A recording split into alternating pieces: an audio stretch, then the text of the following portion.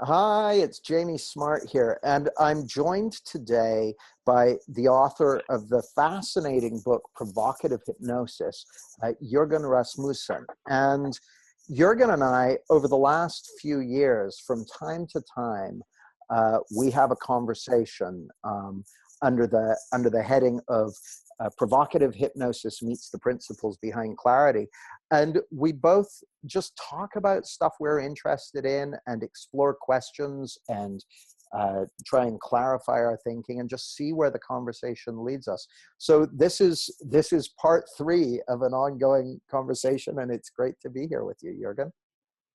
It's great to be here with you too, Jamie. It's been a while since the last time, probably a couple of years, if I remember correctly. So it's good to be back.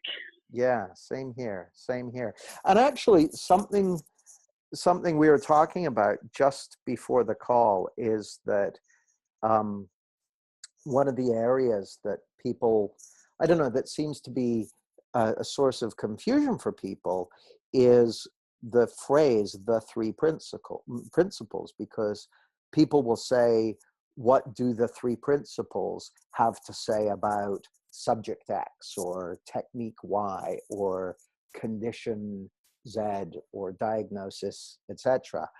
And of course, that phrase, the three principles, is actually used to refer to a number of different things, ranging from the formless principles articulated by Sid Banks to the community of people who are interested in what Sid spoke about, to the belief system and culture held by people in that community, to, you know, the name of a modality of change work, to the quote unquote unofficial brand of that change work and of that, articulation, to et cetera, et cetera, et cetera. And I think a lot of the confusion comes from people jumping around that. And so I mentioned that at the beginning because we may need to refer back to it at points during the conversation. Yeah. I've even seen sometimes online some people making the comment about other people. Don't listen to him or her because he's not off the principles, which is also a interesting comment.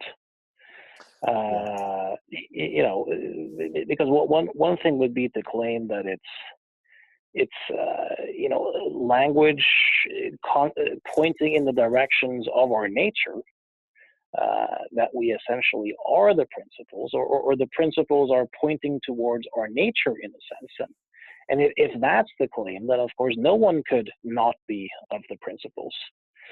But if when we're talking about a particular way of working or approaching, whether it be client work or training or whatever that might be, then of course it's another topic.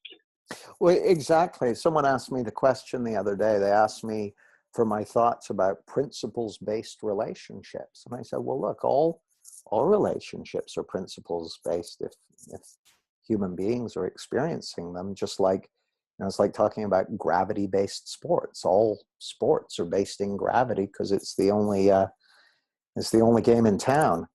So well, we may as we go along, we may want to clarify if we need to swap between those different kind of definitions. We'll probably revert back to it. I think it would be a good time to do a little dive into inside out, and because what I seem to see is that a lot of people mean very different things by inside out, and also in the three principles communities, and also in different instructors. I've had the chance to go to a few different seminars, and I'll just present a very quick take on it, and that would be interested to hear what you mean and specifically what you refer to. To me, it looks like at the level of experience, there really is no distinction between inside or outside, in the sense that whatever experience you have or whatever emerges, it emerges in consciousness. So as I stand in my living room at the moment, uh, what I traditionally or in the past would think of as the outside world, the couch, the pictures on the wall, the TV set, those objects or icons are as much taking place inside as what I earlierly would have thought of as inside, meaning, the breathing that's happening in my body and whatever ideas may appear in my head, that at the level of experience, it's all taking form in consciousness. So it looks like even if we're in the world per se, we're still in our mind in one sense, or it's all an internal experience happening inside of us. And in that sense, inside out doesn't really, the distinctions don't make that much sense when people say that it's an inside out model. Now, I spoke to Dick and Bettinger once, and I said to him, look, if by inside out you mean within the body of a particular person, it makes a lot of sense to promote it as a way of getting beyond victimhood and blame and all that sorts of stuff, given that a lot of people genuinely believe that outside events directly create their feeling responses. But what he said was that no, what we're really talking about is inside of form and outside, or the formless and form. So he would make the distinction of the formless being inside and then form being outside. And per that definition, the already formed thoughts that you could see as images in your mind would qualify as outside because it's already in form. And the argument would then be that what's already in form has no power to create, and that's what's meant by the inside-out paradigm. What's your thought on this? What do you when you use the term inside? The question kind of be inside of what and outside of what? Yeah, what a great place to start, Jürgen. And let me also start by saying we're using terminology to, the old thing of the map is not the territory. So we're using terminology as metaphors to try and get a handle on something which is beyond those, kind of by definition. But what I mean by it is much, much closer to what Dick and Bettinger said, which is that inside, when I think of inside, I'm pointing to the formless. So you might say inside the moment, or inside that which is creating our experience. So from my perspective, things like a thought, like if I imagine a pink elephant, that pink elephant that I'm imagining, that internal image, is by definition outside. So outside, I would put thoughts, I would put my physical body, my personality, anything I can see, hear, or feel, anything I can remember, anything I can imagine in the future. All of that is what I would call outside. But for this to make sense, let me make it kind of practical and give you a little more in terms of definition. So what I would say is that our experience is being created from the inside out. So I don't know if you've seen the Douglas Hoffman video, is reality. I can't remember exactly what it's called, but Yeah, yeah, I've seen it, and I've also read most of his book. oh, great! So you're which you're which, you're which I think further is, ahead than me. I need to finish reading it. Um, yeah, it's a rough one. It's I think it's one of those books that unless you have a science background or are really into it, at least for me, it was very technical, very. yeah, And then there are these like gems where it's like, oh, holy fuck, that's, yeah. ooh, this is, it's a rough read, but very valuable. Worth the digging. Well, so it Yeah. looks to me, the metaphor he uses, which you're obviously familiar with, is that our experience of life are like what we can, if we use the visual our visual capacity as an example, that the things we see in our environment are akin to icons on the desktop of a computer. And just like the icons on the desktop of your computer may relate to the deeper reality of the computer, but they're presented for purposes of ease and facility. Their purpose is to hide the deeper reality.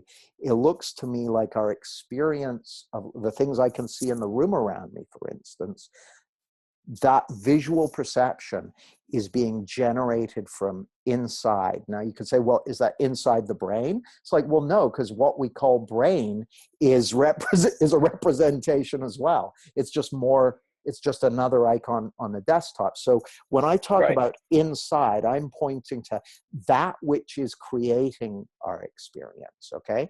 So it's that which is before form. And anything that I'm aware of is by definition that which has been created. Now, to make this practical, when I talk about going outside in, the moment I'm believing my experience is coming from somewhere other than that power, okay, that other than that deeper reality. The moment I believe my experience is coming from the outside, I'm overlooking the fact. So outside, in your way of thinking here, is already formed. Yeah. So What's let me already give you formed. some examples of outside.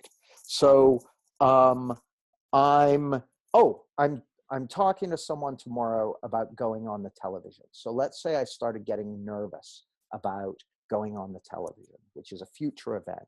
Well, it can seem to me like my experience is coming in some way from that future event, but that's absolutely not possible. My experience is always coming from inside.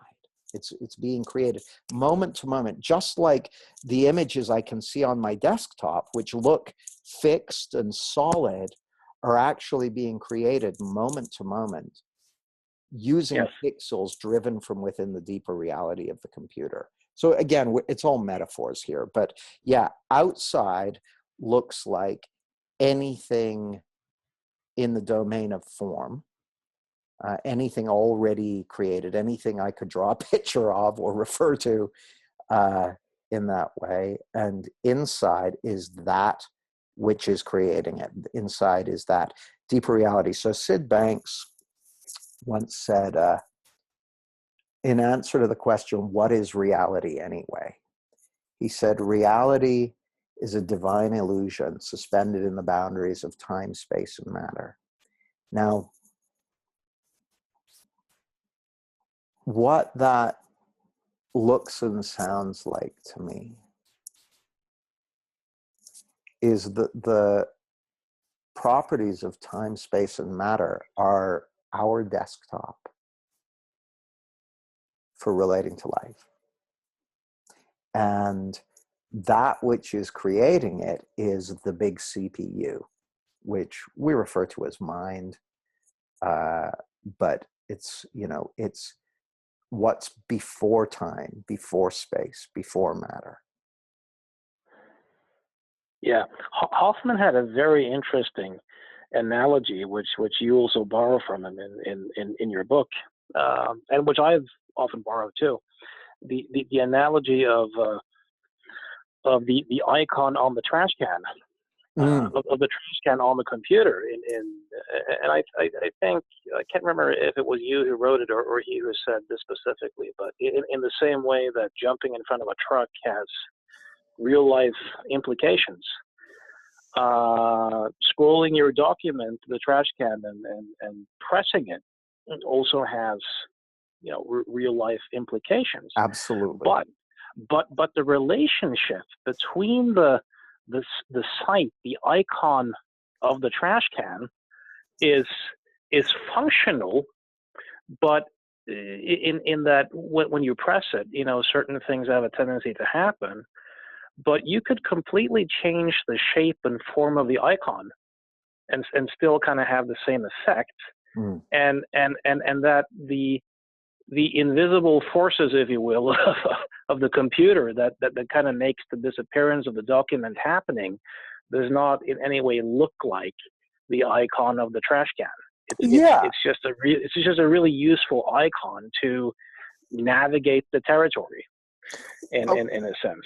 And we know this from the way in which different types of animal or insect or whatever they create a very different interface for reality from the one that we use. So the kind of interface that human beings generate, the kind of perceptual systems we have and that sort of thing, are suited to the size and type of creature that we are, and are potentially quite different from that of, say, a dog or a monkey that has to swing through trees, or a bird that has to fly through the air, or a fish that's swimming through the water.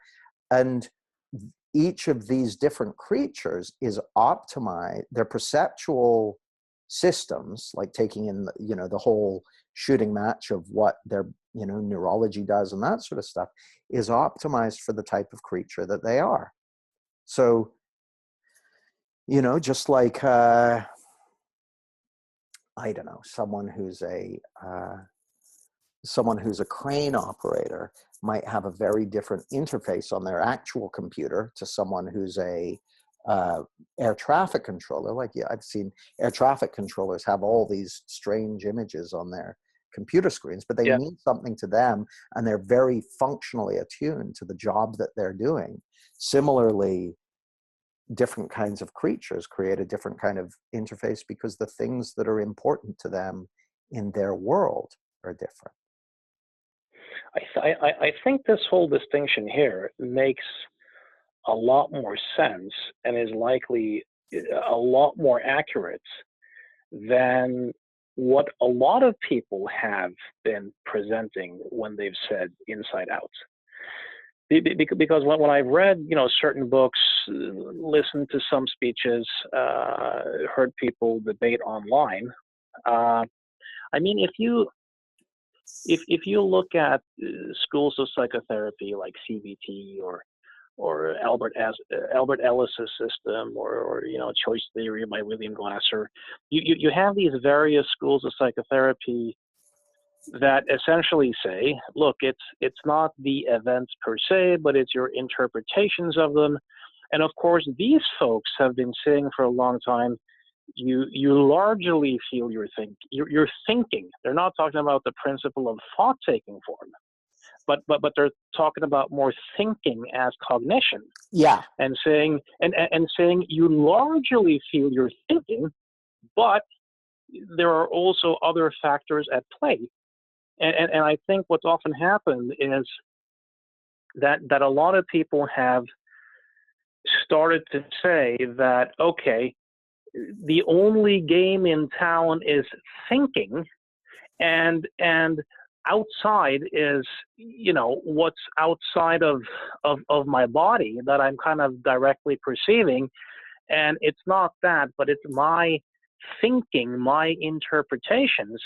And this kind of becomes, well, it loosens the victim role and blaming, and in some ways it's kind of empowering in that it gives rise to the illusion of being in control and being the thinker and being the one who can kind of create a new story. But if someone presents that model as inside out, I think it's deeply flawed. I think in that sense, it would be very accurate to say that, yes, thinking has a lot to do with it. And then there might be these hormonal factors and other factors that kind of go into the mix and influence your experience. I think it gives rise to the illusion of being the master of the universe, or being the captain of the ship. I'm the one who's in charge, and I'm the one who's in control in that sense. But more as we're talking now, if inside is the formless and outside is more whatever is already taken form, then that makes a lot more sense. Even though ultimately, I think you'd say that look, whatever you're experiencing, it's all inside, in that it's all taking place in consciousness. Even the stuff that you think of as outside is as much inside as the stuff you think of as inside. We've just undergone a definition change, though, because I would say, everything that we're experiencing is arising from within our, neurological and psychological properties. But the distinction of inside out, and the way I'm using it, inside out and outside in and that sort of thing, is very precisely formless to form. Yeah. But here's the other thing that's probably worth clarifying at this moment. When I wrote Clarity, I used to say you're living in the feeling of your thinking, or you're living in the experience of your thinking. And what I noticed is that inadvertently, I was pointing people to the content of their thinking. And so by the time Little Book of Clarity came out, I changed it to the slightly cumbersome form of words that I use now, which is, I'll say, you're living in the feeling of the principle of thought taking form in the moment, or you're living in the experience of the principle of thought taking form in the moment. Because it really seems to me like what we're experiencing each moment is that explosion of creativity, of, from nothing to something happening moment to moment to moment, where we're feeling, we're tracking that creative process real time. And it's extraordinary, where our experience is coming from the creation of this perceptual reality, moment to moment to moment. And that's not about what are the thoughts running through your mind. It's so much bigger than that. Yeah, that makes a lot of sense. I wonder what thoughts you have about this, because if we then say that what's outside or already formed has no power to create, that only the formless can do that, there's a tricky thing here in that. I'll give you an interesting example of this. There's a couple of big studies that were done in Israel with judges in the legal system. And in terms of prisoners getting parole. And of course, and the default answer is no. I mean, that's in Israel. That's the usual default answer. Got it. Now, when the judges were asked, how do you decide, whether to give parole? Well, I look at the evidence, and I look at this, and I look at that. I use my reasoning skills to make an objective decision, and so on and so forth. But what these researchers discovered was that there was a hell of a correlation between blood sugar levels and parole. And what they noticed was that if the judge was if you were one of the prisoners, if the judge was looking at your parole application, you know, early in the morning after breakfast or after lunch, you have the best chances by far of getting parole. Now, if it was right before lunch, you were screwed. I mean, you were toast. You know, late afternoon, forget it. You know, Fridays, pretty much hopeless. And this in both of the studies was like a really good correlation, and of course, completely off the map of any judge. I mean, no judge would say, well, you know, if we really get down to it, I really think that, you know, when I have lunch is a really huge factor here, you know, in terms of, but the interesting part, which may seem like a contradiction to the claim, is that if you and I were kind of engineers working in that system, we could engineer the applicants in such a way that we could dramatically influence the results, meaning that if we selected a bunch of people that we wanted to get parole and make sure that the judges were to see them right before, you know, right after lunch or right after breakfast, that would, you know, at a group level, have a pretty strong influence. Absolutely. Absolutely.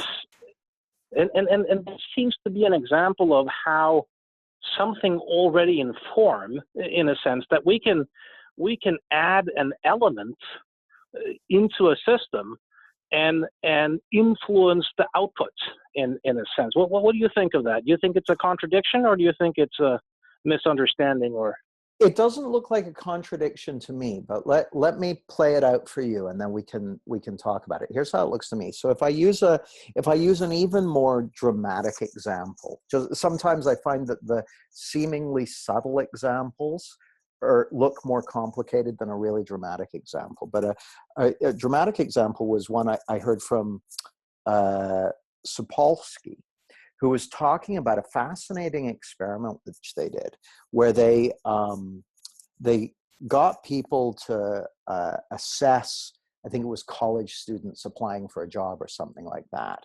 But the interview, and they carried out an interview with them, but the interviewers were actually the ones being assessed. And what they did was they had some of the interviewers sitting on a really hard chair, and some of them sitting on a really soft, comfortable chair.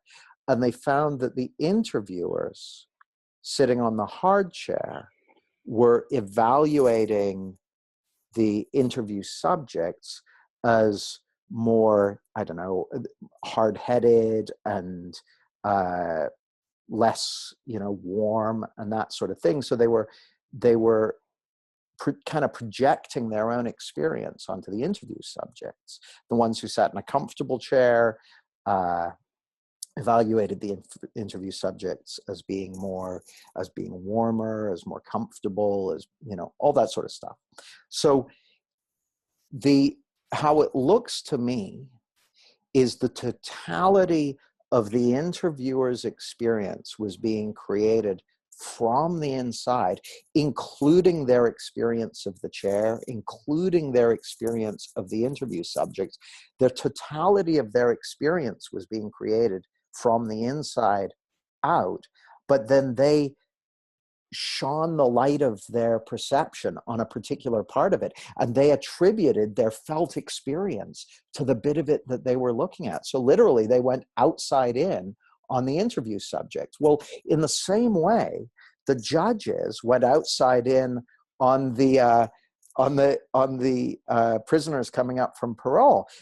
If you ask those judges, you know, why did that guy get, you know, why did you not give them parole? Why was that guy a no? The judges would likely say, well, I went over the data, I reviewed his track record, I took an assessment of how he responded to my questions, and then I kind of went with my instincts about it. There may well have been some instinctive piece.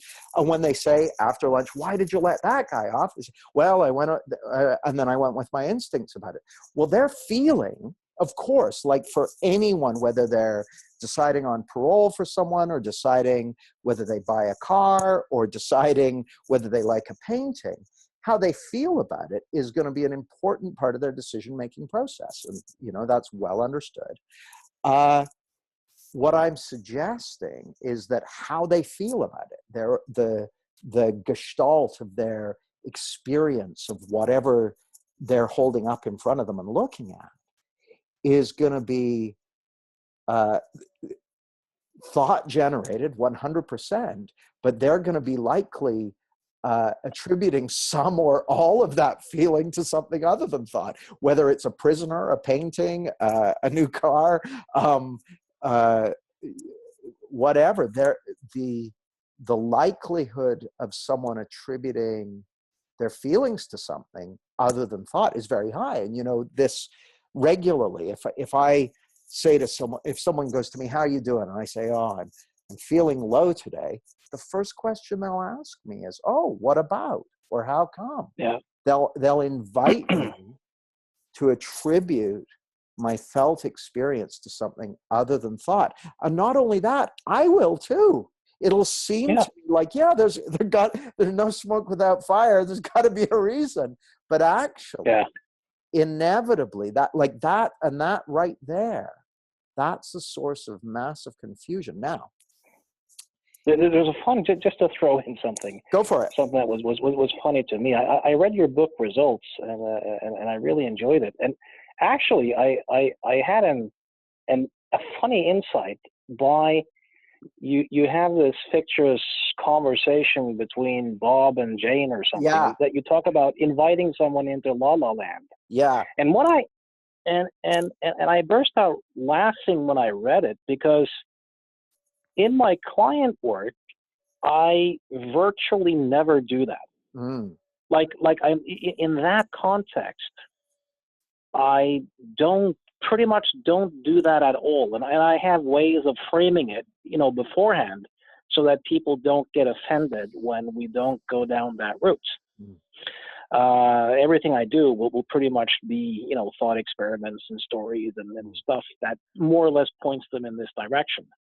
But what I realized was that in my relationship with my wife, if she comes home, in a bad mood and she starts, I've been Bob to a large extent. Well, what about in that context? It suddenly dawned on me that Jesus Christ,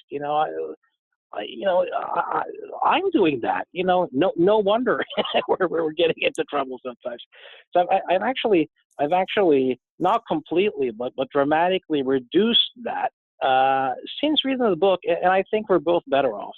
So that's well, I'm really that's glad a good to thing. hear it. And the interesting thing is, Jürgen, I do it too, and I'm very aware of it. And it's almost like there's a piece which is kind of just enough to maintain social decorum and that sort of thing. But it's almost like if you have awareness of this, you can be very just kind of careful and judicious about how you ask and how you point and where you point, because it seems the most natural thing in the world to say, "What about?" or "Why are you upset?" or whatever. And there's a piece of that which is also just kind of pacing. If someone says, "Oh, I'm really upset," and you're like, "Oh, well, it'll change." It's a little harsh. That's why I was careful to say, I haven't completely stopped it, and I don't think I ever will, because if I completely will, I think most people will interpret that as, he no longer cares about me, or, it's a very likely interpretation given the type of understanding that a lot of people have around this stuff. But it's about doing just enough of it, and then not doing any more. Exactly. Well, and so it looks to me like, and I speak as someone, I'll give you a great example. I used to really struggle with low blood sugar because of the food that I ate. I didn't know it, but the food that I ate would spike my blood sugar and then I would have a sugar crash, and my mood and my felt experience would plummet. Now, I have a physical body, and there are implications of my blood chemistry and all the different things, but my experience is still being created by thought in the moment. So a metaphor for this would be like, we could say, well, everywhere on planet Earth, gravity is at play. Gravity's at play in the physical world. And someone can say, well, what about when I'm bouncing a basketball? It's like, well, yeah, gravity's at play there. Gravity's making the ball go down back towards the earth. And when you propel the ball towards the earth and it bounces up, gravity slows its ascent. Say, oh, well, what about buoyancy? If you put that basketball underwater, it goes up towards the surface. It's like, well, that's gravity too. It's pushing the water down, and because the basketball is less dense, it floats up. So it's always gravity. But that doesn't mean that it's going to work the same on a basketball court as it does at the bottom of a swimming pool. So Yeah. It looks to me like, even with the judges example you gave, if I was guessing, I would guess, and I may be wrong, but my guess would be that while there was absolutely a correlation over a decent number of judges, that there was a bell curve of how susceptible given judges were to the ebb and flow of blood sugar. I would not be at all surprised if that, with closer investigation, you found that some judges were very susceptible to that and others less so, that it may even have varied depending on what the judges ate for breakfast or lunch. It may have. So I would absolutely expect to see a correlation now that you've mentioned it, because I can totally relate to blood sugar having an influence on mood. But what I can promise you is that for all of those judges, their experience was being created from the inside out. From moment to moment. I think it's an important distinction, because what I think happens with a lot of people when they hear, you're feeling, you're thinking, and inside out is that they have these grasps of, well, wait a minute, what about blood sugar? I think what about heroin? Think this is why. What about heroin? What about crack cocaine? I think this is why the people who operate from this, what many three principles oriented teachers would probably call an enlightened outside in, CBT, REBT, neurolinguistic programming, these types of systems where people will say, you largely feel your thinking, but there are also other factors at play. Still, though, it's an interesting thing how you can introduce something from the world of form and still kind of reliably alter a system or influence the responses before some thought construct reaches consciousness in the awareness of a person. There's a really interesting other one where if you think about the claim, your feelings tell you about thought taking form in the moment and nothing else. For me, this seems like a claim that in all likelihood is way more true than not true. And for me, very useful, for my clients, very useful. And then there are examples like did you hear about those studies where it's shown that strippers, female strippers who are in ovulation get on average more than twice as much tips than, I didn't hear that report. That's fascinating. It's really interesting. It's from a book called The Rational Animal, which is pretty good. It's by Douglas Kenrick and this other guy. It's a new book on evolutionary psychology, and they write about this. How when female strippers, get more than twice, pretty reliably, there's a strong difference. Yeah. When they're, depending on where they are in their menstrual cycle. Now this is really interesting because of course, many of the women, probably don't even know that No, women they're don't know there. when typically Yeah, don't know yeah. when they're ovulating. So so That so isn't so that so special. they consciously probably have no idea, and none of the males at a conscious level have any clue where she's Sure. at. And then the question kind of becomes, what on earth is going on here? And there are several interpretations. It could be that the hormonal changes in the woman kind of drives her to behave in a more seductive way, and that kind of influences the tips that she's getting. But there's also another interesting interpretation, which might be that the men know it, they just don't know that they know it. Yeah. Meaning that whether it's pheromones or or some sort of unconscious way of knowing without knowing that you're knowing, that then influences how that entire transaction works out. And if so, um, well, it's a really interesting finding. I don't know It's how you would fascinating. relate an example to that into the model that you're operating out of. Well, I don't know either. I'll try talking through it, just talking off the top of my head, and then why don't we see where we land in a couple of minutes? Yeah, I mean, I it's interesting. I have no good answer, per se. It's just a really interesting. It's just a really interesting phenomena. it really is, and I don't know if I have a good answer, but I have some thoughts. So I thought I'd just uh, talk through what I am aware of and see where we get to. But it sounds like a fascinating book. Um, Yeah, it is. I can't remember where I read it, but it was one of the evolutionary psychology books, like maybe The Red Queen or something like that. Um, and they reckon that so women human females have what's called lost estrus. We don't Women don't tend to be consciously aware when they're ovulating, um, but that when they're ovulating they would reliably uh, wear more lipstick, Yes. wear shorter skirts, and dress more seductively, etc. Yes. Big generalization, without being consciously aware of why they would do it. If you ask them, why are you doing that? You're putting on a little more makeup than usual.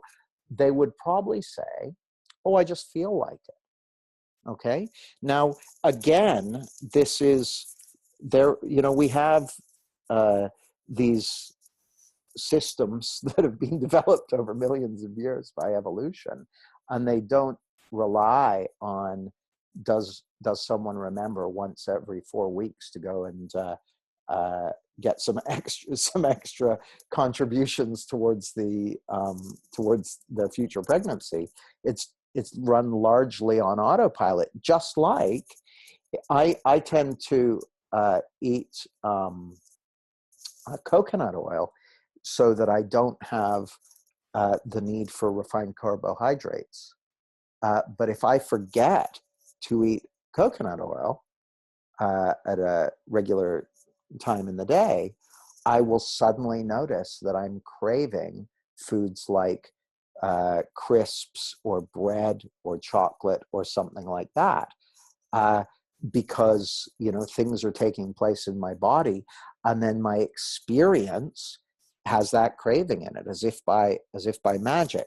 So we definitely have physical bodies, and we have a variety of biological needs and drivers, but our experience of that is being created from the inside out. So just like if I suddenly get an itch, on the back of my neck for whatever reason, and I go to scratch it, well, that itch might have been caused by I don't know, a bug landing on me, something very physical, like a bug landing on me, or I don't know, something happening in my skin, or something happening in my imagination. You know, maybe you started talking about, maybe you used the word scratch and it suddenly came up, but my experience of that is still being created from the inside out, still being created using the power of thought, taking form in the moment. So again, what I'm pointing to is something more subtle. Now, in the men watching, for all I know, it's a combination of the additional lipstick plus a more seductive wiggle in the woman's hips, plus pheromones, plus other factors, plus her eye contact. Who knows? But their experience is still going to be coming from thought in the moment. And a simple example would be the only men who will be enticed by that are men who find the woman attractive in some way. Yeah. So a guy who's just not attracted to women, for instance, is likely to be immune to her charms. Well, that, again, if you've got one guy sitting there like drooling over her and the guy sitting next to him completely indifferent, they're both being presented with the same set of pheromones, gestures, lipstick density and everything else. But they're living in two entirely separate thought-generated realities. And they're going to be experiencing whatever's in their thought-generated reality. And, one of them is experiencing an incredibly seductive woman, and the other's experiencing something other than that. Yeah, it's really interesting too what you mentioned about blood sugar. I've done a pretty radical change in lifestyle, not diet per se, but in the last few weeks I just stopped eating sugar as much as it's possible. I mean, pretty much everything is sugared in some sense. But to the extent that it's possible, I've started eating essentially high fat foods. Great. And no refined carbs whatsoever, pretty much. And I feel fantastic. Oh, it makes such a huge difference. Oh yeah, and I really, of course, weight wise, it's different. I feel the difference when I'm training. But also just in terms of my alertness and my moods. I didn't really have an issue with moods in that sense, but there's really a difference. Now, of course, if you think about just thinking, the amount that I've read on the topic and the expectations I have based upon that reading probably also influences this. But if we talk about the formless, would you say that the hormonal changes in the body, the stuff that's happening in terms of insulin and all that type of stuff, that's also form? Yeah. In that you could potentially see some representation of it, with the right medical instruments. Or would you say that as long as you can't see it, it's invisible in a sense, it's formless? Oh no, I mean things like hormones, blood sugar levels, insulin levels, even brain function, that all looks like form to me. Yeah. Because I think that really makes a difference in terms of the argument of stuff like inside out and thought taking form and stuff like that. So if we use the example, so like you, I've basically my diet tends to be high fat, medium protein, very low carbs, low sugar, and that sort of thing. And that change has had a profound difference, a profound impact on my experience of life. However, before I made that change, I had times of where I had times where I felt incredible and other times when I felt not so incredible. And since I Right. made that change, I've had times when I felt incredible and times when I felt not so incredible. So it Right. looks to me like here's the interesting thing, Jürgen. The more clarity I've had in terms of seeing through the outside in misunderstanding, which I define as the mistaken belief that we're feeling something other than thought in the moment. So I used to be very caught up in that. Now I'm much less caught up in it. As I've become less caught up in it, I've had more freedom to attend to my physical health and make changes that I never would have been able to make in the past, like taking better care of what I eat and what I don't eat, exercising. I've added boxing training into what I do, which I wouldn't have been able to countenance a couple of years ago because it's Cool. so grueling, where I find it so grueling. But all these things, and these things are great. And it looks to me like I'm able to make those changes because I'm more in touch with that natural and systemic intelligence that's there in all of us. And the reason I'm more in touch with it is because I'm not so caught up in future, past, uh, outside, quote unquote, outside stuff. And so I'm then able to make the changes that make a difference to me. Now, it really look like I don't know about. I can easily say hormones are outside in the way I think about the model. That's easy for me to say. I can't say much more about hormones just because I don't really understand them that well. It's not an area that I have any expertise in. But if there's a Yeah. question, I'll have my best pop at it. Yeah. Yeah. No, it's just a really fascinating and interesting topic. Mm. Um, and it's interesting too. The whole boxing thing brought up you make some interesting, and this would perhaps be a part where I would tend to disagree. You make some interesting claims regarding meditation in results.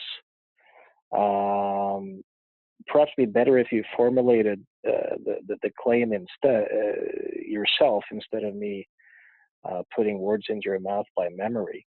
Well, let me. Uh, I've got the book here, so I could probably find yeah, the exact claims.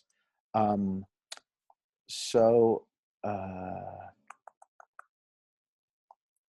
so there's a reality check where I say, but doesn't meditation lead to changes in brain structure? Yes and no. Recent research suggests that the brains of experienced meditators are different from those of non-meditators. It even suggests that 8 weeks of meditation practice can make a difference to subjects' brains. However, this looks like another case of correlation being taken for causation. The purpose of the act of meditating is to guide a person into a state of meditation. There are many times that people enter a state of meditation, including walking, fishing, bathing, listening to music, or sitting in the park. The state of meditation is a natural function of the human mind. It is not caused by the act of meditating.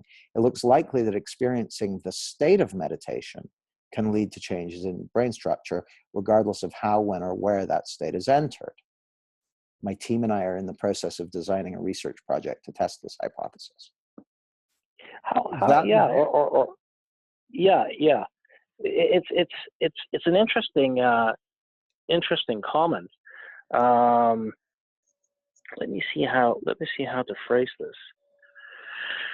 Um, as a long-term meditator myself, you're probably aware that very often in meditation per se, people talk about the progressive or gradual path and the direct path. And the direct path more being, stuff like non-duality teachings and Dzogchen and this type of stuff, where a teacher is essentially guiding a student, through thought experiments, through stories, through connection, to have a glimpse of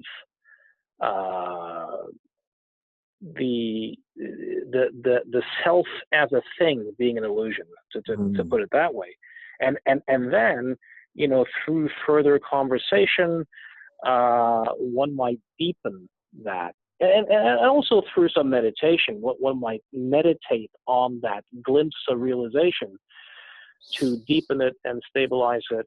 And in many ways, I think that's what three principles teachers are doing. It's a sort of direct path, if you will, versus the other path is more of a progressive. You meditate, you cultivate your concentration and your attention and your sensory clarity and your equanimity, and hopefully shit happens. You get more accident prone. In that sense. The thing, though, I think with the claim, and I'm not saying that you're mistaken. It's just like I think if we differentiate it, and we also acknowledge that what's called meditation is a set of practices to also develop certain capacities in, for example, concentration, sensory clarity, the ability to have equanimity with experience, the ability to strengthen one's compassion muscles. And if you look at, for example, there's been done these interesting studies. There's this guy called David Richardson, or is it the opposite? Can't quite remember. Who has done research with folks like Ricard Mathieu, who was like unofficially dubbed as the world's happiest man. All right. And nice. and when he did compassion meditation, like from a default state, and then deliberately did compassion meditation, like he's meditated for, I think, like 40,000 hours before doing the experiments. The researchers had to redo it several times. They just couldn't believe the scores. It was just, one of the researchers said, imagine the feeling of fear that you would get if a wild elephant, suddenly charged you, and your body just kind of exploded in adrenaline and cortisol and so on and so forth. He said that the state that Ricard Mathieu was able to willfully produce of compassion was kind of the positive equivalent to that. It was just like he could just bring himself into this in a very short period of time. And I don't think there's any contradiction between saying that clarity and stillness and peace of mind and compassion is our true nature, and simultaneously also acknowledging that these are also capacities that we can train and develop. I think martial arts is a good example. I think you mentioned that you had done some Krav Maga, which is a brilliant system of utilizing the body's kind of natural responses, what the body wants to do without training. And I used to teach reality-based self-defense for 16 years with a very similar system as Krav Maga, doing real-time simulations, basing stuff on, negotiation postures, using the flinch, what people want to do without having trained, and then using that as the bridge or foundation for doing something offensive. Of course, that's the smart thing to do, but I don't think it nullifies the idea that you still have to, even if you're a fighting machine by nature, you have a body that's designed to be able to do a lot of stuff. You still have to cultivate some skills and capacities, or you're much better off if you do. Well, when it comes to fighting, I don't have any doubt that you're correct. Though I think it's also fair to say that a big part of the value in martial arts training is in getting people to be able to be in a situation like that and not just go into automatic defense postures that aren't going to help them, to do something more more valuable in that situation. But when it comes to the mind, let me clarify what I'm saying. I don't have anything to say about should people practice meditating or shouldn't people practice meditating. I've got nothing to say about that. I don't have an opinion on it. What I'm pointing to is what's the thing that does the heavy lifting. And so it looks to me like the thing that creates those useful brain changes and has that like the guy you described, the compassion ninja. Yeah. It's spending time in that state of compassion, for instance. So I'll give you a great example, Jürgen. I find it far easier today to enter into a deep state of connection with another person than I used to, say, 10 years ago. Now, you could make a good argument to say, well, that's because you've practiced it a lot, Jamie. But how it looks to me is like, actually, the totality of my practice has just been to be in conversation with people and then notice when I fall into connection with them. And so it looks to me like the thing that has made me good at being in connection with people, at finding that feeling of connection, has been just getting used to it, is getting used to putting my attention there. Now, it looks to me like the thing that makes someone, quote unquote, a really good meditator is having spent a bunch of time in the state of meditation. And so I'm not saying people should practice, again, not my interest in what I teach and what I explain isn't, there's no should or shouldn't involved in it. It's purely, this is how it works. And so it looks to me like this is how it works, that you for instance, as an experienced meditator, have spent a whole bunch of time in the state of meditation. And as a result, that's a space that you're very comfortable inhabiting, hanging out in, operating in. Just like you, speaking to you as a hypnotist, it is my strong intuition that you are very comfortable operating in a very altered state. And that level of comfort and facility is largely a function of how familiar you are with that space. So how much time you've spent there. And so that's all I'm saying. I'm not saying people should meditate or shouldn't meditate. I'm indifferent to that. I'm saying the power I'm state. Yeah, I'm not making that claim either that you are, but I'd be very curious to hear about those experiments and see what happens. Which experiments? Well, the ones that you wrote about under the reality check that you and your team were designing some sort of. I'd really, and this is just my personal hunch, but I doubt that, a lot of people will say to me, for example, that, oh yeah, I meditate, I ride my bicycle and my thoughts just kind of flow, and or I go swimming and I walk in nature, and I think that's kind of a McDonald's Reader's Digest understanding of it. Like, it's not really meditation, and that I'd be really curious to see the result of those studies. Well, then again, Jürgen, I'm not saying that the state of meditation that I enter into when I'm out for a walk in the woods is the same as the state of meditation I've entered into when I've been doing a mantra back when I did practice meditation.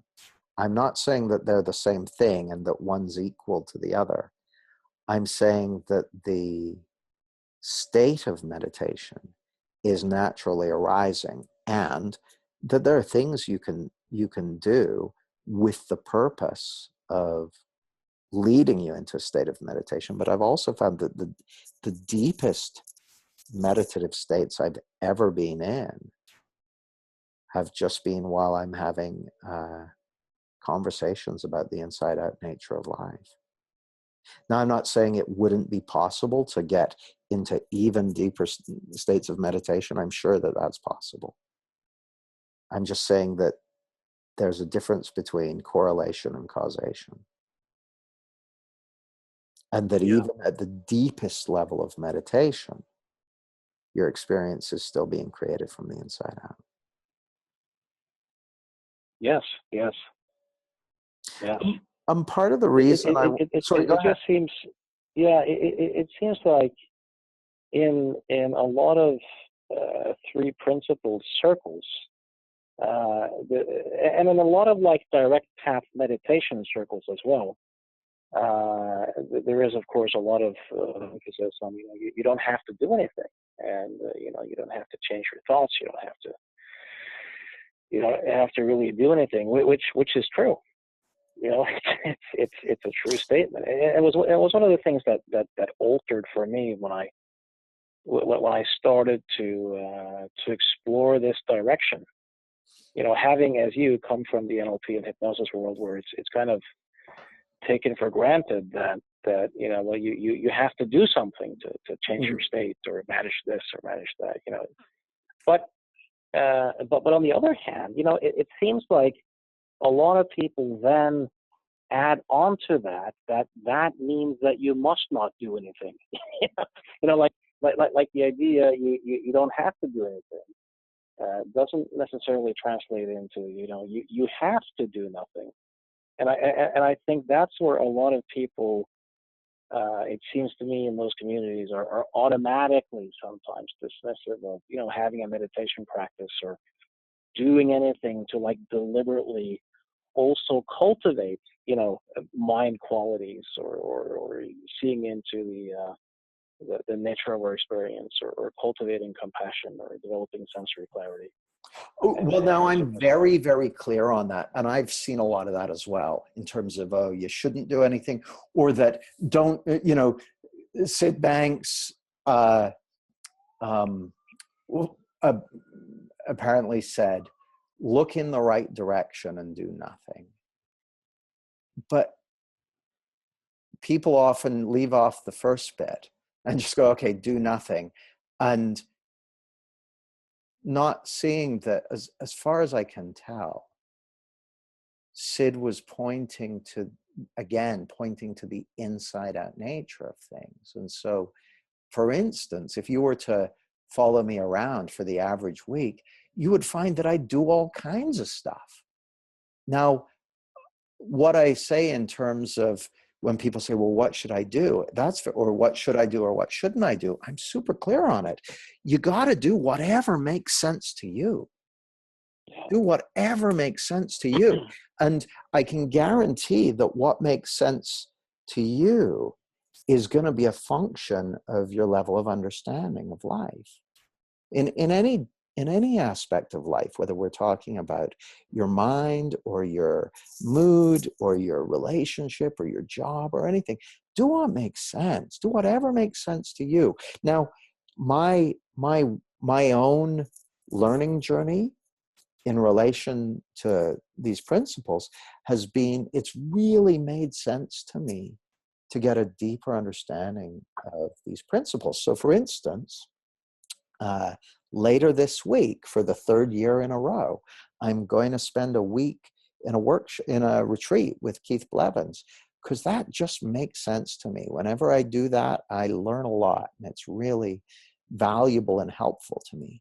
And then the week after I'll be doing all kinds of other stuff. And at the moment, and for the last, I can't remember how many years, it hasn't made sense to me to practice meditating.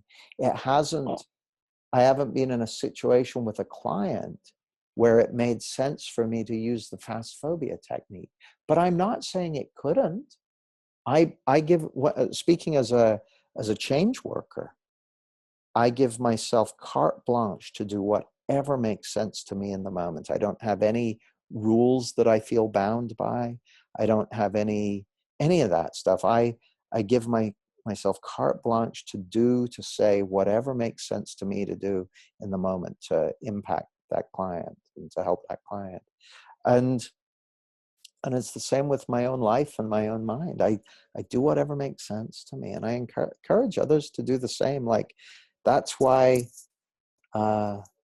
if you're not going to go with what makes sense to you, then you got to go with someone else's rules. And that looks like religion to me. And there's enough of that going around already. Oh, yeah. Yeah. Speaking of religion, I think I heard that from Keith Blevins. And people like Vic and Bettinger, and this is a place where they really lose me, in a sense, where they talk about mind, and say that when your mind clears, or your personal thinking clears, which is a term to me that's kind of meaningless, personal thinking, but anyways, when that clears and you kind of fall into mind, you get access to the source of everything, the source of all creation, and then they add on the term God, like God's wisdom speaks through you, or the voice of God, and I think there's a it's one thing to say that we are part of life in lack of a better term, or deeper intelligence, but the voice of God, I'm thinking of a world where people can get nutty enough in a sense that they think that when their mind is clear, that there's this supernatural being that speaks through them. I think that's and I think this might be a kind of elephant in the room of pretty much all spiritual teachings. If you combine that with the idea that as long as you come from a clear space, you're accessing wisdom. But I've heard a couple of interviews with people who have not been successful in their attempted suicide missions, and former ISIS fighters, who by all means, and I have no reason to doubt their sincerity, that when they were about to blow themselves up, they had an experience of self-transcendence, of extreme clarity, of a stillness, a peace of mind, and just a really deep conviction of doing God's work. And when I open my eyes the next time, I'm going to be in paradise. And I think that might be a big elephant in the room of most spiritual teachings, and might perhaps point in the direction that we also better have good philosophies or good critical thinking skills too, lest we get really nutty. Well, I think good critical thinking skills are really, really useful. And I got to say, the most valuable thing that I've learned in the last few years is a simple question, which is, where do I believe my experience is coming from? Because if I believe my experience is coming from anywhere other than thought in the moment, the chances of me behaving in a nutty fashion are vastly increased. So I'll give you an example. If I believed that my beautiful feelings were coming from God talking to me, or from the paradise I'm about to go into when I press this button, or from, you know, some horrendous act I'm about to do, then that's going to be a very compelling reason to go through with it. And the moment I Yeah, yeah. realize, hang on, my beautiful feelings aren't coming from the paradise I'm about to enter, or from God speaking to me, or from the bank I'm about to rob, or from, you know, whatever. They're coming But if from you, the moment. but if you really, I mean, if you really came from a place of stillness, and again, I haven't been in the minds of these folks, so of course I can't really know, but I don't really see any reason to doubt their sincerity either. That if you really, you know, believe that it was wisdom, or the voice of God, you know, speaking through you, then I think you might, you know, be likely to do something like that, Oh, I and agree. Yeah, and have totally. complete peace of mind about it. Oh, totally. But that's why I think the distinction is so powerful. That's why I find this question so useful for myself, is where do I believe my experience is coming from? Because if I am very susceptible to believing that my experience is coming from somewhere other than thought in the moment. I'm susceptible to that. And so for me, that question, where do I believe my experience is coming from, has been an excellent crazy check. It really helps me put on the brake, because I've had experiences, Jürgen, where I felt extremely clear-headed about what I was about to do. So often when I'm about to do something quite rotten, actually, Yeah. and I can, like, so where I'm angry at someone and I'm feeling very clear-headed, and I'm about to send the text message or whatever it might be, and it'll suddenly occur to me, where do you believe your experience is coming from? And I'm like, it's like, do you think it's coming from what they said to you, or from how justified you are in sending the message, or in any of these things? Or are you seeing that this is your own psychology you're feeling? And I'm like, whoa. It catches me out. So and I watched a movie called, I think it's called Dogme. It's called The Button, and it's about suicide bombers. Yeah. And these guys are clearly believe that they're doing God's work, and they're headed for the place with 70 virgins and all that sort of stuff. And they're not, they didn't strike me as agitated crazy men. If only someone could have told them about the 72 mothers-in-laws that were kind of waiting in the wings, potentially, you know, might have put some off. might have dampened their ardor. But these, like you Yeah. say, these chaps I saw interviewed looked very sincere and very clear-headed and very peaceful. And yet, if you were to ask them, where do you believe your experience is coming from? My guess is they would say something other than my own psychology. They wouldn't say it's coming from thought in the moment. They would say it's coming from Well, God, or from the they paradise, or could have said whatever. wisdom. They could have said wisdom, though. You know, Well, and it they just could comes have. from wisdom, or my nature. Yeah. You know, or God, the voice of God Well, they is could have is said is that. speaking through me. And that's why I like to get technical about it. That's why I use this kind of this ruler, if you like. Where do I believe my experience is coming from? Do I believe it's coming from thought in the moment, or do I believe there's more to it than that? Because if you believe there's more to it than that, you've gone outside in.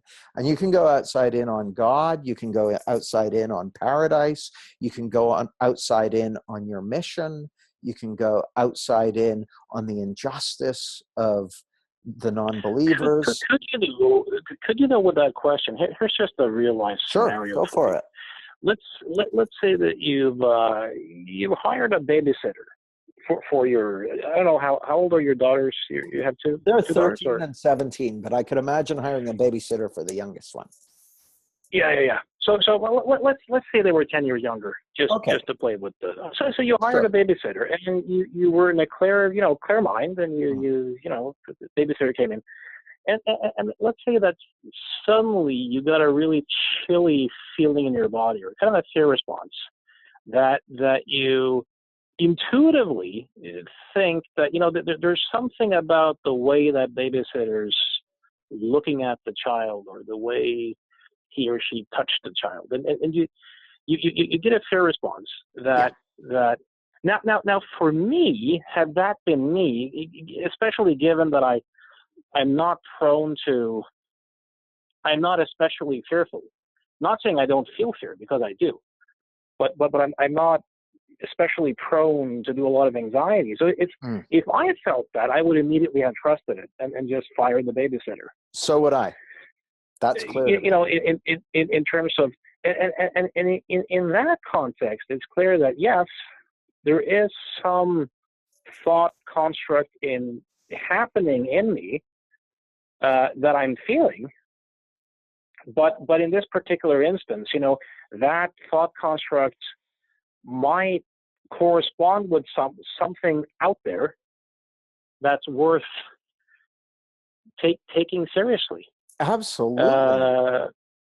Absolutely. Same if the babysitter comes in and I suddenly notice they've got a gun down the back of their pants, and I get a spike. That's not that subtle anymore, though. But where do you draw the distinction, though? Where do you draw the distinction between? Okay, perfect question. So I'm really clear on it. The moment I recognize that I'm experiencing thought in the moment, I'm about 10 times likely to make a good call on what to do about it than if I've got, here's the thing. It looks to me like, and this was the first chapter of my book, we're built for reality. We've got 1 million years of evolution that have tuned us to be very sensitive to subtle cues, much more subtle than a gun down the back of the waistband, to subtle cues that let us know about other people's intentions, their trustworthiness, and any number of other things. Now, I'm going to give you an example. If you take two women in two buildings in the same city, in the same part of town, they both are standing in front of an elevator, and the elevator doors open at precisely the same time, and in each of those elevators is standing a person who happens to be a psychopath, who has evil intent for the woman. One of the women, both women get hit by a spike of fear. One of the women recognizes that she's feeling thought in the moment and intuitively knows to run off. The other woman goes, I shouldn't be rude. And they start to overthink it. Their natural built instinct gets obscured because they are caught up in the outside in. They're caught up in the outside in. Oh, but what if he's probably all right? What if I hurt his feelings? Or what if he gets mad at me for not getting in the elevator and taking the stairs? Oh, what if he says something mean, and goes through all that stuff, fills her head up with outside in misunderstanding and obscures the natural instincts that she's built with that are there to protect her. Are you sure? Are you sure that that's really the distinction, though? Because the person who ran would probably, in all likelihood, say that there was just something about that guy. My instinct told me that guy was dangerous, And in that sense, she's now saying that my instincts and feelings are telling me something about someone out there. Well, that's why I use the gun in the waistband example. We're built for reality. It's just common sense to step on the gas if you've got someone in front of you who strikes you as a psycho. Don't get in the elevator. That's just common sense. The thing that gets in the way of us responding to that common sense is our anxieties and busy-mindedness coming from the outside in misunderstanding.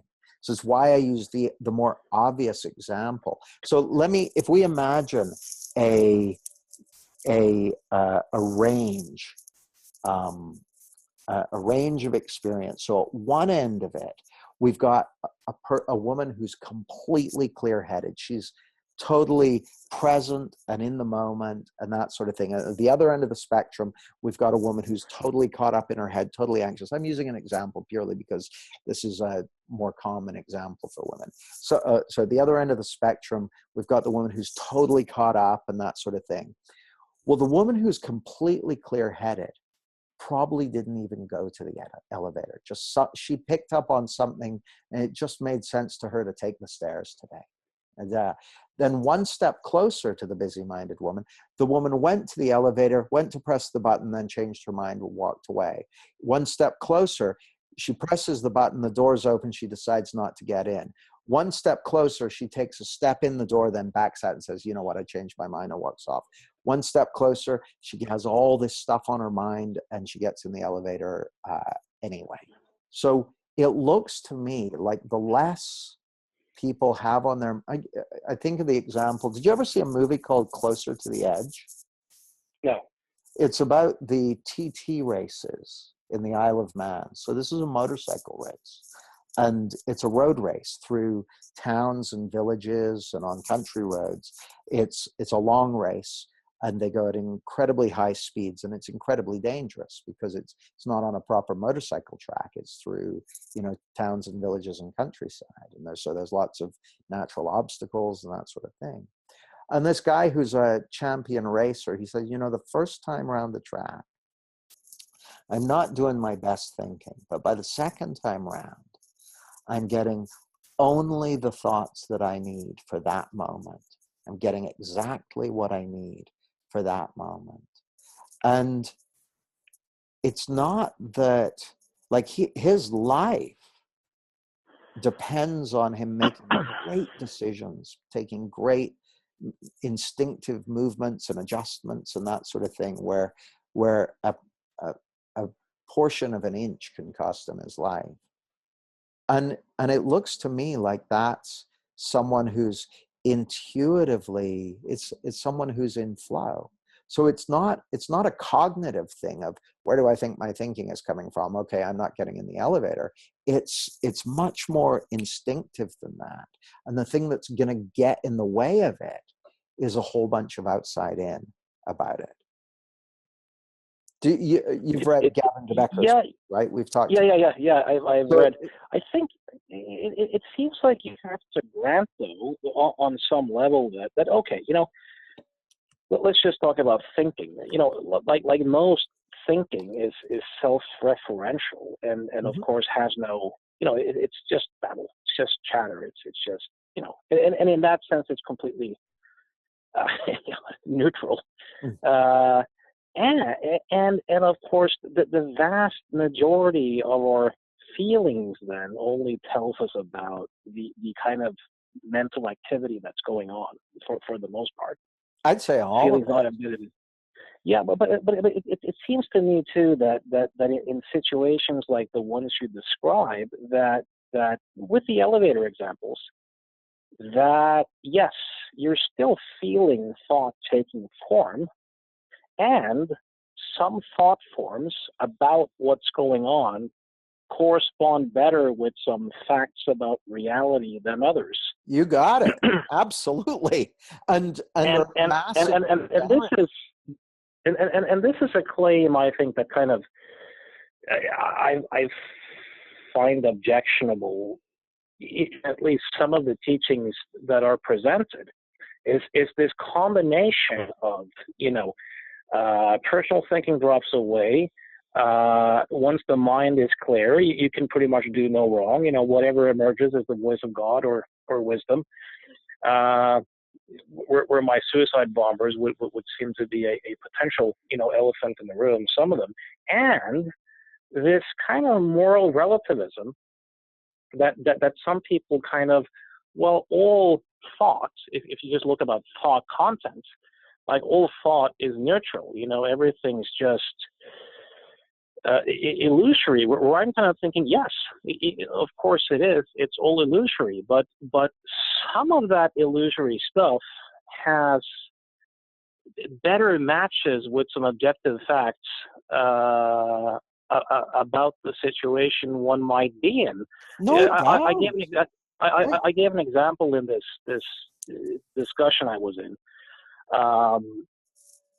Based upon, if you look at, for example, wrongful convictions in the legal system, if you look at a false confession where someone, associated with perhaps manipulative interrogation techniques and other factors, there's a false confession. Yeah. And the person gets sent away for decades. Now, of course, the confession is illusory. Now, the real murderer, if he confesses and tells a story, that's of course also illusory in that it's not what it seems. But I think when some people say that all thinking or all thought is neutral and kind of impose this moral relativism, I think that's a deep trap because whether you actually get, and there's a whole different discussion of, to what extent prisons are useful, and, that type of stuff. But to the extent that you get the actual killer or not, really matters. And, so I'm a little confused. I'm not quite. I'm not sure if I'm following the point you're making, and what it may be, Jürgen, is that you're referring to a bunch of stuff that I don't say, and so I might. Like even the phrase personal thinking, I never use it. So I don't really have a good sense of what it even means. So not me either. Yeah. So I tend to be, I endeavor to be really precise with the way I phrase things and stuff. Yeah. Which is why it sometimes is a little cumbersome, but none of the domains that you're talking about seem confusing to me, but I'm okay. I'm struggling to. But if somebody point in there, when some people in, for example, the 3P world makes the claim that whatever you're thinking, it's neutral. No thought is any more true than any other thought. Now I'll make this caveat. I get that neutral can mean different things. Neutral in terms of you have to buy into it, how real does it seem, so on and so forth. But I think when people, for example, make the claim that all thoughts are neutral, it's just an interpretation. I think it's misinformed. As clearly, some ways of thinking in a situation better corresponds with facts, and therefore it's better to have a more valid map. Now, well, I couldn't agree more. I mean, like to me, it seems to me that we have this reality that we live in. So if we go back to kind of to where we started the conversation, which is our perceptual map of reality is an interface for interacting with something. And as we get closer to reality, we do better. So for instance, improvements in our understanding of, germs and sanitation and that sort of thing have added significantly to the human lifespan. That looks like a good thing to me. If I'm going to prepare myself a beverage after our call finishes, I might think, I wonder what rat poison tastes like. That might be tasty, but I will find that as in terms of health, levels, that is a very non-functional thought to follow. So the thought, I Yeah. wonder what rat poison tastes like, is neutral and has no more power than the thought, I wonder what grape juice tastes like. But if I act on that thought, I'll find that the results of that action are far from neutral. That Yeah. thought, I wonder what rat poison tastes like, turned out to be a highly non-functional map of Yes. of beverage production for me. So Yeah, the question presupposes a belief behavior link, acted upon. Of course, just exactly. thinking never. Yeah. Now, and it looks to me, by the way, like belief systems they precisely exist to guide behavior, and the less you understand the fact that thought has no power, the more like it looks to me like a thought is neutral. I can think, hey, it'd be a good idea for me to jump out my window of my flat, which is on the 6th floor. As long as I don't act on that, I'm fine. But if I were to believe that I have to act on any thought I have, and I've met people who believe something pretty much like that, I thought it, I felt it, so I had to do it, their lives are often catastrophic. And so I think there's huge value in seeing that any thought form, that it has no power. I think that's valuable.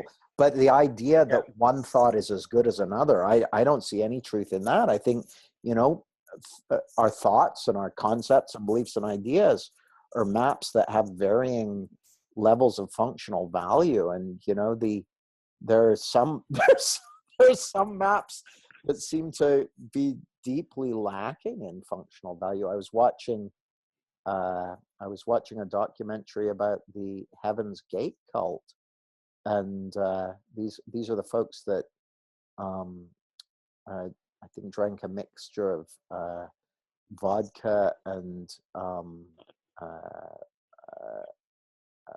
some kind of sleeping pills. I can't remember which one, and killed themselves, and were very, very happy. And I saw interviews with them, and they were felt like they were doing something really exciting. But at least as far as their physical lives went, it was profoundly non-functional. They ended up dead.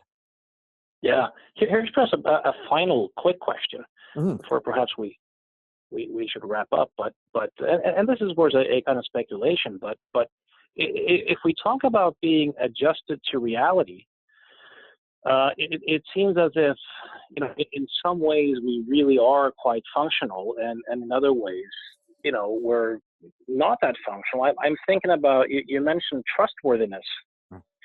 There's, of course, a lot of research being done in the field of lie detection, and anyone who's looked into that field knows that, a lot of people think that they're really good at detecting lies.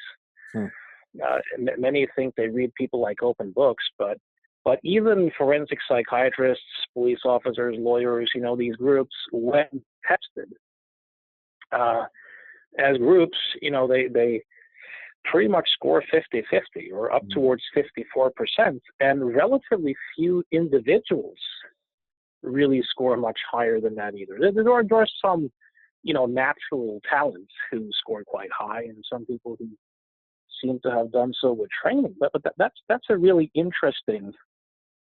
I think that is a really interesting.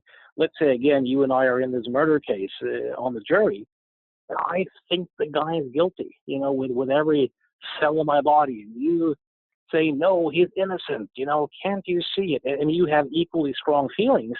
That obviously our feelings are really reliable about telling us, what we think is going on. Yeah. But at the level of truth in the world, they're not that reliable. We're perhaps, flipping a coin.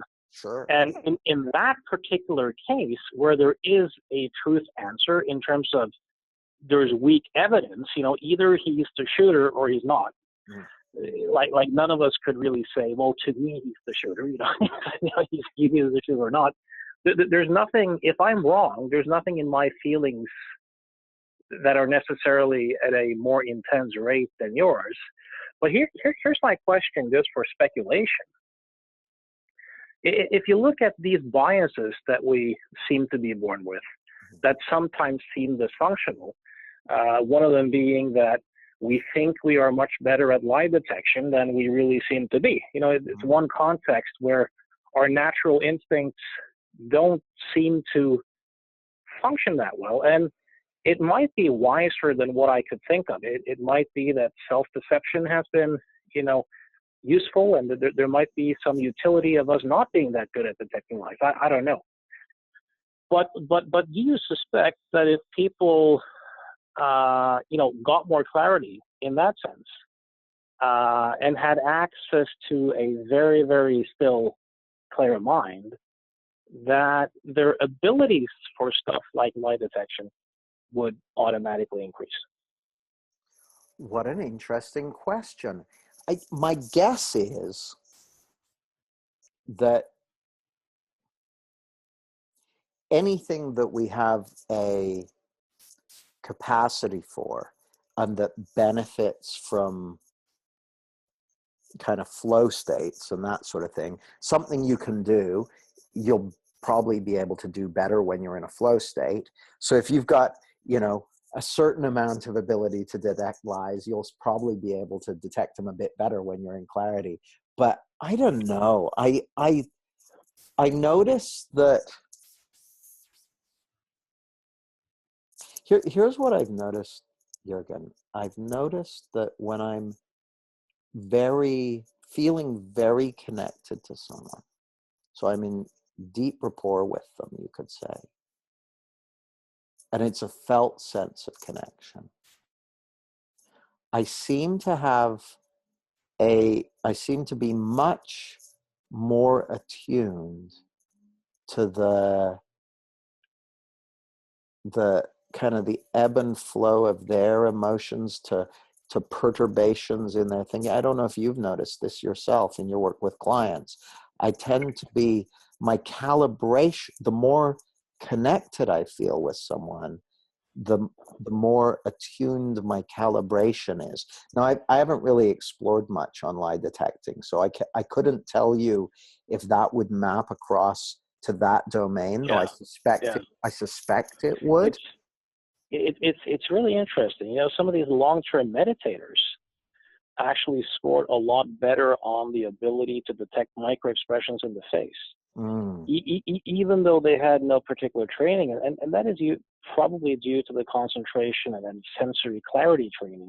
I would imagine, but in terms of, you know, even in cases where you don't necessarily have the connection, you know, I think that for myself, one thing that I think I'm really good at, and can say that I'm good at, you know, based upon being in the office, working with clients, and getting real-time feedback, is that I'm pretty good at detecting shifts and states and subtle changes and that type of stuff live in a person, and being able to kind of predict how they will respond in the short term.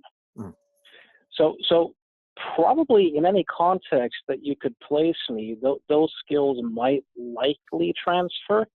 But then you have the really funny examples of therapists, and I don't know how good they are at this, but therapists who are used to working in a clinical domain, suddenly moving into forensic psychology and beginning to make predictions about, you know, will this guy reoffend? And you know, is that person really a sexual offender, or might he just give the impression of being one? And in this particular context, it seems as if the clinician's skills from the office really has no transfer value, you know, to that more long-term scenario. So it's really interesting questions. It really is. I mean, it'd be pure speculation for me to say anything about it. My guess is, like, just guessing, I would imagine, like, I heard, this was a few years ago, when a colleague of mine was teaching a lie detection course, and apparently getting better scores getting better scores on that than a coin flip. And his assertion was that with training, people could do, kind of as good as a polygraph or better than a polygraph or something like that. So they could do well. My guess is that lie detection probably involves, just as you and I both developed skill sets around state change detection. Lie detection is probably a skill set. That's my guess. I can easily imagine that not being good lie detectors, but thinking we are, is possibly essential for for having a relatively smooth social interaction. Because as far as people are lying all the time about in terms of not wanting to know, would you really want to know?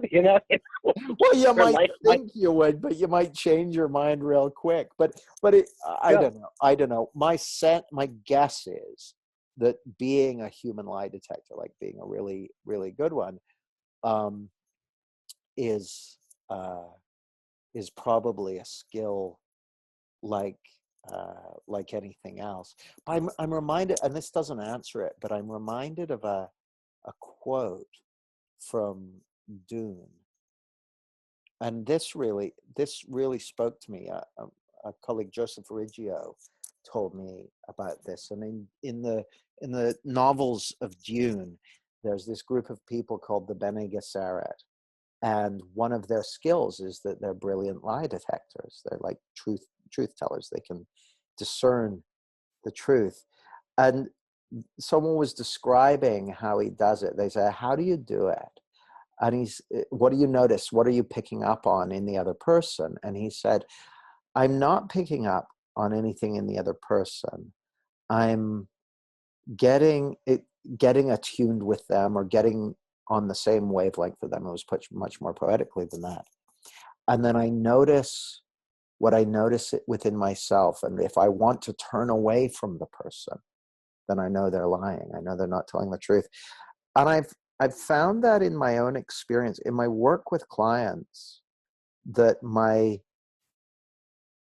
most powerful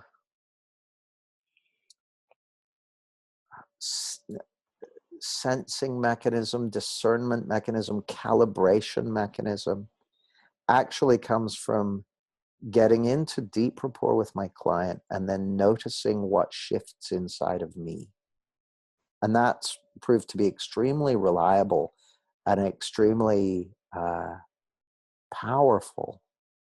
And so there's something there. So I don't know if I was trained in the skills of lie detection, if I could bring that same calibration and acuity to bear in that context. But the thing that's interesting to me, especially given the broader subject of our conversation, Jürgen, is so when it comes to client work, I am calibrating to my client and, picking up on a variety of things, but the thing I'm attending to is actually within me. And it's almost like it's a reflection of something, something like that. I find it hard to put into words, but your question had me think of that quote from Dune, and it only just occurred to me how that really does speak to what my experience is today. Yeah, we're coming full circle in that, because of course, at one level, it is you. The representation of them appearing in consciousness is as much you, in quotation marks, as any other. Absolutely. Any other. So in that sense, it's all an inside game. Yeah. I think that's all we've got time for today, but Jürgen, it's been a pleasure as usual. I'm looking forward to seeing what comments people have on this. Yeah, it's been a great conversation. I really enjoyed it. And me too.